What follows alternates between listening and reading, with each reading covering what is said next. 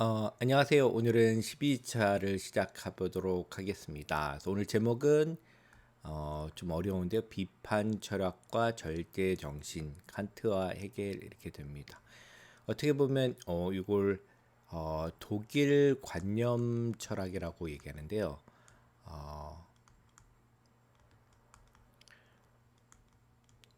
그 앞에서 했던 철학도 어렵지만 이 독일의 관념 철학도 아주 어렵습니다. 그래서 어떻게 저도 저한테도 어려운 거니까 여러분한테도 분명 어려울 텐데 어떻게든 좀 쉽게 설명을 한번 해보도록 하겠습니다. 그래서 여기서 배우는 거는 칸트와 헤겔이라는 아주 큰 철학자 두 명을 이해해 보도록 하겠습니다. 그래서 첫 번째 칸트부터 시작을 할 텐데요.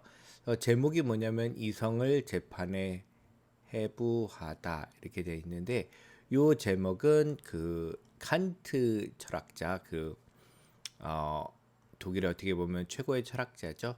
칸트가 여러분도 들어볼 수 있을 텐데 순수 이성 비판에서 썼던 문장 중에 하나입니다. 그래서 그러니까 순수한 이성을 비판인데요. 요 이성을 재판에 한번 회부하게 돼. 재판에 회부한다는 건 어떤 뜻이죠? 예, 이성이 어떤 거에 대한 판결을 한번 내보겠다는 엄청난 포부를 담고 있는 책이고, 이 칸트의 이 순수 이성 비판은 그 당시에 우리가 앞에 배웠던 그 아주 큰 철학적 갈등이 있었어요. 하나는 뭐냐면 우리가 얘기하는 경험주의가 있었고, 또 하나는 우리가 배웠던 것처럼 데카르트가 말했던 합리주의. 그러니까 그 얘는 이제 합리주의고요. 합리주의는 우리가 어떤 이성을 통해서 어떤 걸 할 수 있다. 경험주의는 그것보다는 모든 것은 이제 경험으로 만들어져야 된다고 생각했어요. 우리가 알고 있는 아주 추상적인 개념들이 있잖아요. 예를 들면 대표적으로 이런 걸 얘기할 수 있어요. 나중에 얘기했지만 인과론이라는 게 있는데 인과론은 뭐냐면 원인이 있으면 결과가 따른다 이런 건데 우리는 이게 과학을 하려면 여러분도 다 그렇게 생각하겠지만 과학은 다 뭐예요? 원인과 결과가 어떻게 보면 필연적으로 존재하는 거라고 생각해요. 모든 세계를 설명하려면 이 인과론, 원인에 따른 결과를 설명하면 좋은데 경험론자들은 심지어 이것도 의심을 했어요. 그래서 물음표를 붙이는데 그 이유는 뭐냐면 사실 원인과 결과라는 거는 시간적인 인접성 때문에 우리가 익숙해져 있는 습관에 불과하다고 주장을 했어요. 그러니까 모든 추상적인 우리의 개념들도 다 경험에서 나온 거예요. 반복되면서 익히는 것인데 심지어 인과론, 원인과 결과라는 것들도 어, 여러분이 과학을 공부하다 보면 당연한 거 생각했는데 경험주의자 휴մ 같은 사람들은 아니다. 얘네들도 그냥 경험을 통해서 시간적 선후 관계 때문에 우리가 착각을 한 거고 그게 오랫동안 반복되다 보면 그게 이제 필연적인 이 물리 세계를 설명하는 그 세상의 원리라고 생각한다라고 하고 그건 착각이고 그냥 습관에 불과하다라고 생각했어요. 그 다음에 데카르트 합리주의에서 시작된 합리주의는 세상이 우리 갖고 있는 이성을 통해서 다 이루어진다고 생각을 했어요. 그래서 여기는 너무 갈등이 심했어요. 이 둘은 합칠 수 없는 거잖아요. 그래서 칸트가 생각하는 거는 요 경험주의가 휴미 얘기한 인과론 같은 것도 설명을 하고 또 데카르트가 말한 그 이성의 이 가지고 있는 힘도 어느 정도 설명을 해서 이 전체를 조화를 한번 이뤄보겠다 생각했던 게 이제 칸트의 큰 꿈이었고 이 큰 꿈을 성립한 게 이 아까 얘기했던 순수 이성 비판 그 다음에 세 가지 책이 있는데요.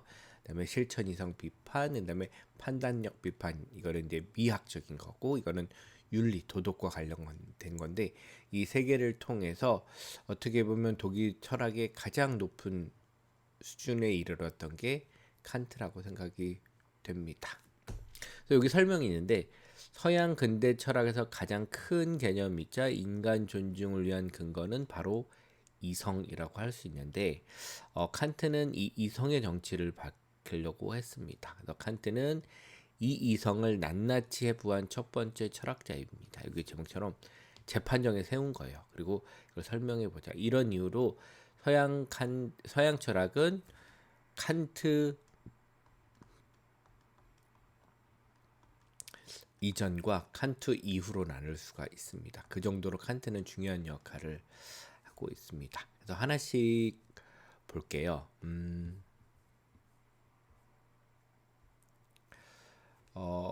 여기 보면 이제 철학자의 이미지를 만든 칸트 이렇게 돼 있잖아요. 그래서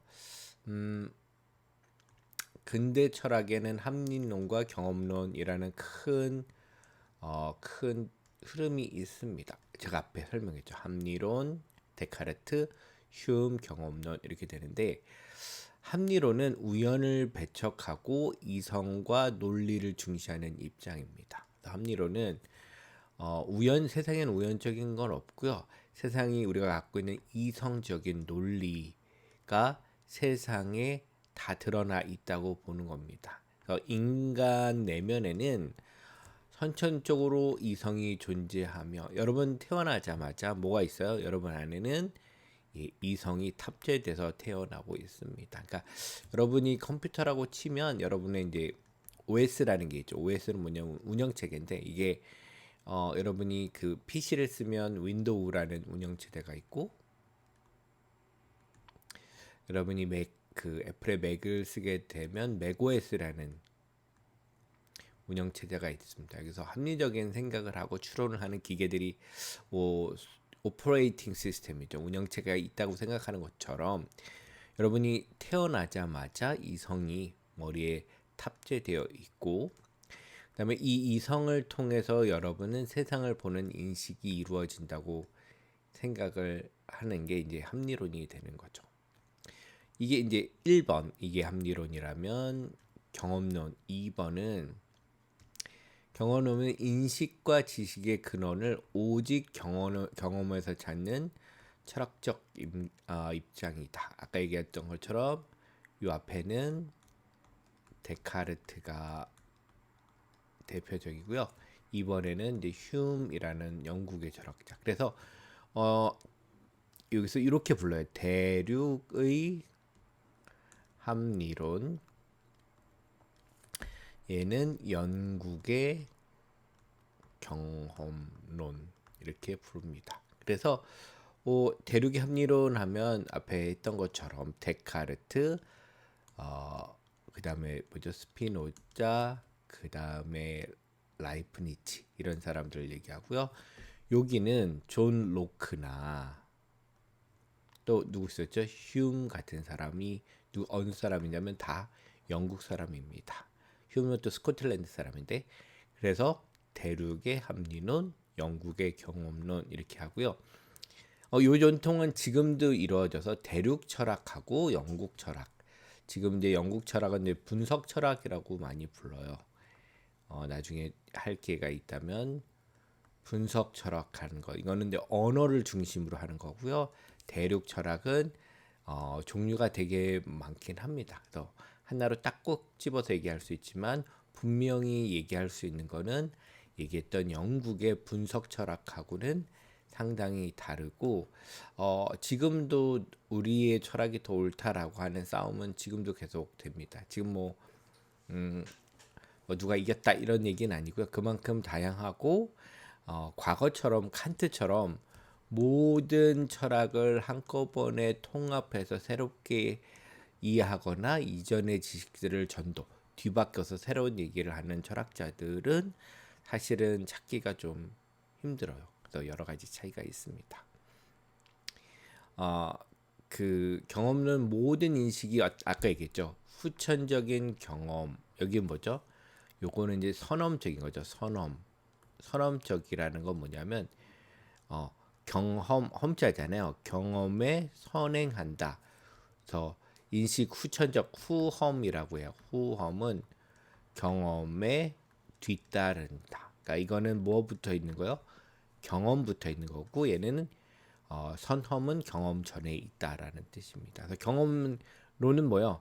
경험해봐야 되는 거. 우리가 인식하는 거는 후천적인 우리가 태어난 다음에 경험을 통해서만 생겨난다고 주장하는 게 이제 경험론이고, 그래서 앞서 다른 데카르트와 스피노자의 경우 아까 얘기했죠? 이런 사람들이 합리론에 해당된다고 얘기할 수 있어요. 그래서 이 사람들이 합리론의 철학자들이고 합리론과 경험론은 서로 대립하고 융합하면서 근대 철학의 한 페이지를 작성했다. 그래서 지금도 이게 완전히 분리된 건 아니고 지금도 교류는 더 전날보다 되지만 확실히 차이점은 아까 대륙의 철학과 그 영미권이라고 지금 하죠. 왜냐하면 영국에서 이제 미국이 한 학문적으로 따지면 한 덩어리라고 볼 수 있거든요. 그래서 이 두 개의 다른 철학 전통이 있다라고 보시면 됩니다.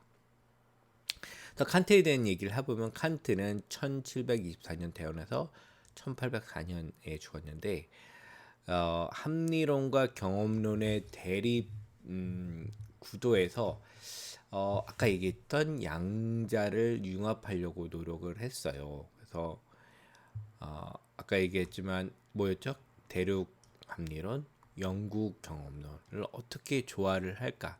특히 요좀 이따 나오겠지만 이 당시에는 뉴턴이 또 등장했어요.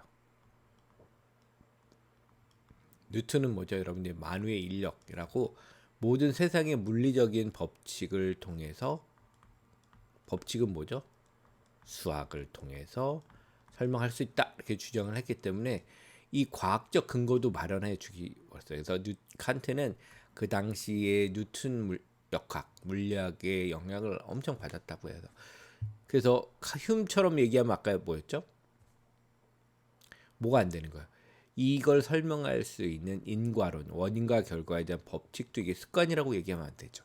이게 세상에 내재되어 있는 법칙이라고 얘기하려면 이 경험론을 단순히 받아들이면 안 되고 또 합리론도 그냥 받아들이면 안 돼. 둘 다를 수정한 자신만의 철학을 만들었어야 합니다.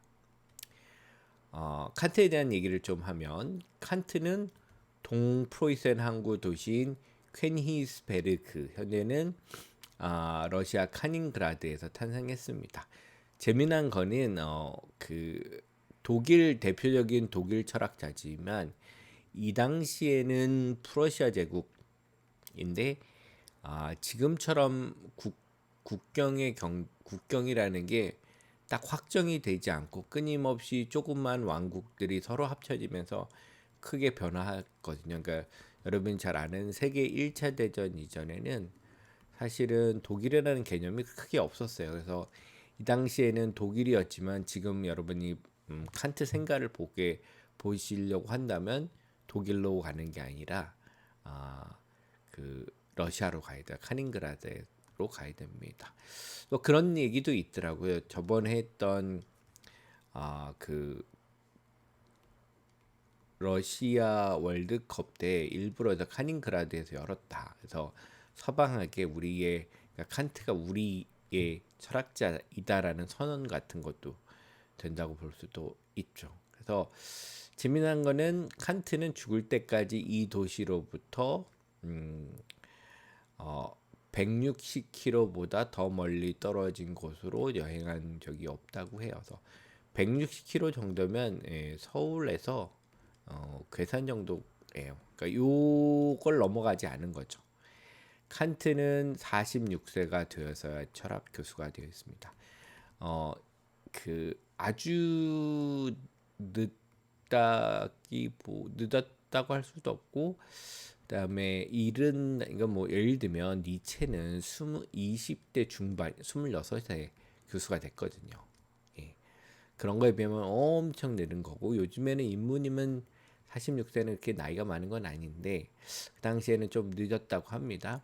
그래서 칸트는 규칙적인 생활을 한 것으로도 유명합니다. 그래서 그는 매일 4시 45분에 기상해 15분 동안 담배를 피고 5시부터 7시까지 강의 준비를 하고, 그다음에 7시부터 9시까지는 강의를 하고, 또 9시부터 12시 45분까지는 원고를 집필을 하고, 이후 5시까지 점심 식사를 포함해서 휴식을 하고, 4시부터 7시까지는 독서와 사색을 했다고 합니다. 그래서 빡빡했죠. 그래서 7시면 산책을 하러 나갔다가 취침은 어김없이 10시에 했다고 합니다.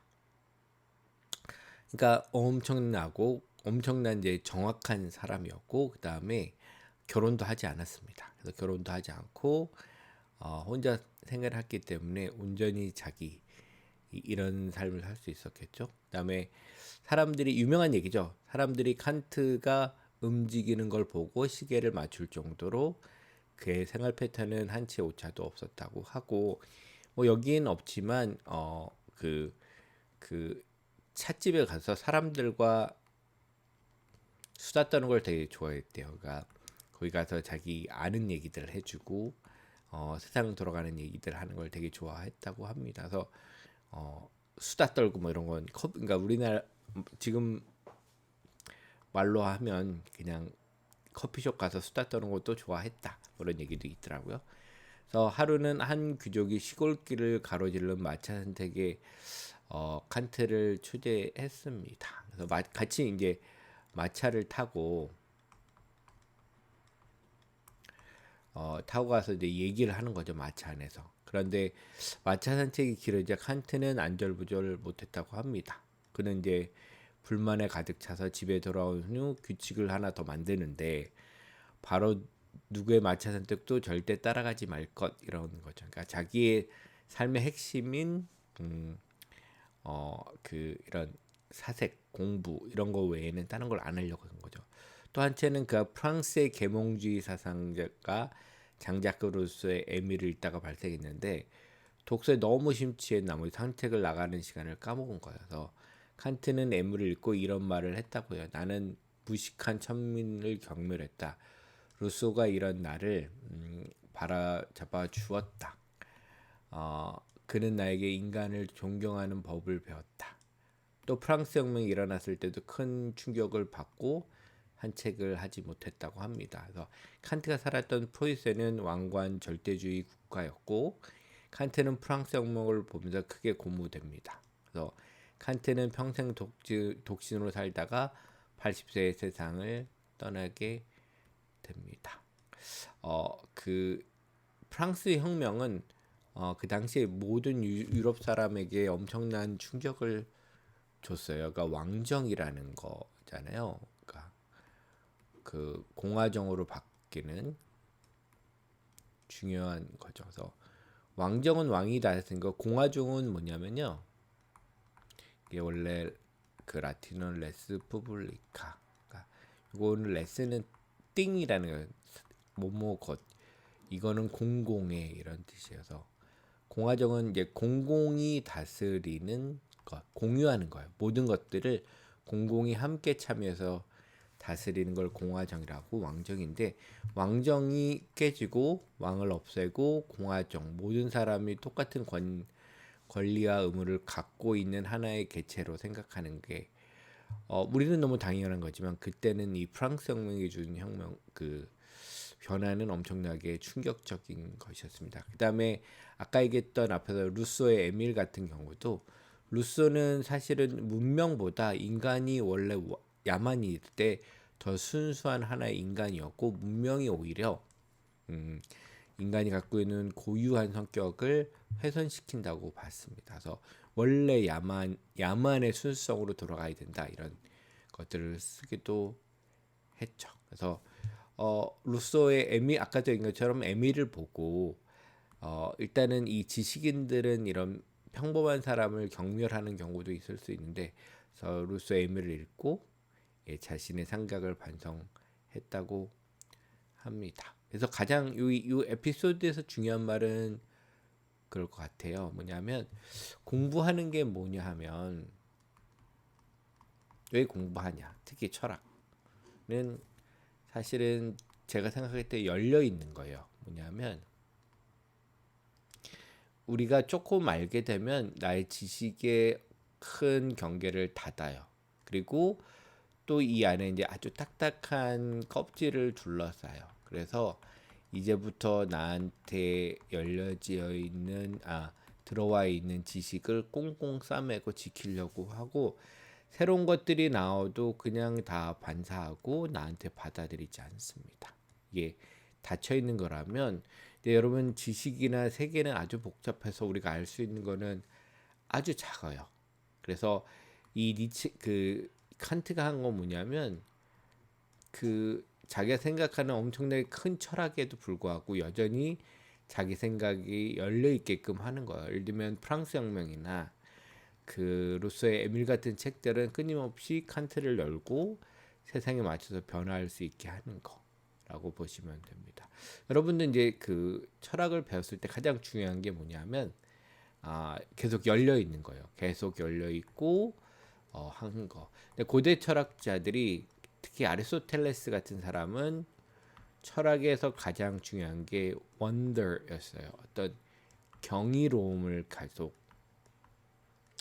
느끼는 거. 이거 뭐 시를 하는 사람들, 문학을 하는 사람들도 중요하다고 생각하는데 철학에서도 세상에 대한 경의를 놓지 않는 게 되게 중요해요. 세상에 새로운 게 있고 끊임없이 바뀌고 나를 놀라게 할 수 있다는 걸 알고 기대하는 것. 그래서 열려 있도록 하는 게 되게 중요합니다. 그 다음에 이제 비판 철학을 한번 볼까요? 그래서 여러분이 칸트의 철학을 뭐라고 정의할까라고 하면 그걸 이제 비판 철학이라고 하시면 되는데 비판 철학을 이제 세상에 내놓다 이렇게 해서 이게 좀 어려워서 비판 철학을 한번 볼게요. 칸트의 대표작은 제가 처음에 얘기했죠. 순수 이성 비판. 이게 제일 중요한 책이고 두 번째는 이게 뭐냐면 형이상학이에요. 형이상학. 이성에 대한 거. 그다음에 실천 이성 비판은 실천은 실제로 행하는 거죠. 이성인데 두 가지가 있어요. 순수 이성이 있고 실천인데 이게 윤리에 대한 문제를 다룬 거예요. 이게 2번 판단력 비판은 취향에 대한 얘기예요. 취향, 미학, 아름다움 이런 것들이 우리가 계속 뭐 아름답다라고 얘기하는 게 다 사람마다 다르다 얘기하면 우리가 대화를 할 수 없잖아요. 미를 우리가 어떻게 객관적으로 얘기할 수 있을까라는 고민이 판단력 비판입니다. 이 3대 비판서가 이제 대표작인데 이 책들 가운데서 그를 비판 철학의 원조가 여기 책들로부터 비판 철학의 칸트가 원조가 됐다고 볼 수 있고 칸트는 인간의 정신을 사유, 의혹, 느낌으로 구별을 했습니다. 사유는 뭘까요? 이게 이제 순수 이성, 의욕은 실천 이성, 그다음에 느낌이 판단이 되겠는데 이에 따라서 자신의 철학을 인식의 철학, 그다음에 욕구의 철학, 느낌의 철학으로 나누게 됐습니다. 인식의 철학, 어떻게 인간이 요 바깥에 있는 세상을 이해할 수 있을까? 그 가운데서 인간 안에 있는 이성은 어떤 건가? 이런 걸 연구를 했죠. 그는 이 책 순수이성 비판에서 이성을 그냥 단순히 그냥 이성이 어떻다라고 도그마라고 하죠. 도그마. 이렇더라. 옛날에 들어봤더니 이성은 누구는 이렇게 얘기했다. 저 철학자 이렇게 했다. 이게 아니라 과학과 논리적인 방법을 가지고 와서 이해하려고 했어요. 그 다음에 아까 얘기했던 것처럼 법정에 세우려고 했는데 두 번째 책 실천 이성 비판에서는 의욕, 욕구의 철학을 탐구했습니다. 이 책에서는 그는 자유롭게 행하는 실천 이성을 상정했어요. 왜냐하면 그 앞에 순수 이성 비판에서도 보면 어떻게 보면 세상은 다 정해져 있는 거거든요. 물질의 세계는 원칙, 원리. 이렇다면 우리가 하는 도덕적인 행위도 다 정해져 있으면 안 돼요. 왜냐하면 우리가 윤리적 행위를 했을 때 이게 왜 윤리적 행위가 되냐면 내가 책임을 져야 되는 거예요. 내가 한 일. 내가 어떻게 해요? 내가 자유롭게 선택한 일에서만 내가 책임지는 거예요. 이게 윤리거든요. 남이 어떻게 해서 어쩔 수 없는 상황에서는 나는 누구도 저에게 윤리적인 책임을 묻거나 이렇지 않아요. 내가 자유롭게 선택한 거. 그래서 그 칸트는 도덕을 얘기하려면 자유로운 인간을 상정했어요. 그래서 그 다음에 인간은 무엇을 해도 되고 무엇을 하면 안 되는지 알아야 되겠죠. 느낌의 철학은 아까 얘기했던 것처럼 판단력 비판에서 연구가 되었는데 인간은 자연에서 자유롭게 살면서 자연의 원리에 어긋나지 않을 수 없어요. 그래서 중요한 말이 아까 제가 했던 건데 그 이게 그 자연이라는 세계가 있잖아요. 자연에는 여러 가지 법칙들이 있어요. 아까 뉴턴이 얘기했죠. 뉴턴은 뭐죠? 세상이 움직이는 것을 수학적으로 기술하는데 다 이 원리에 따라서 자연이 움직이는데 인간도 자연의 일부라면 여기 이 원리에 따라서 움직이게 돼요. 요 바깥을 나갈 수가 없는데 문제는 아까 도덕적인 얘기하려면 요 바깥으로 인간은 나가야 돼요. 그래서 근데 이걸 무시할 수는 없어요. 그래서 인간은 이걸 벗어나서 자유로울 수 있는 동시에 이 원리에 맞추셔야 되는데 이 두 가지를 다 설명하는 게 칸트라고 볼 수 있습니다.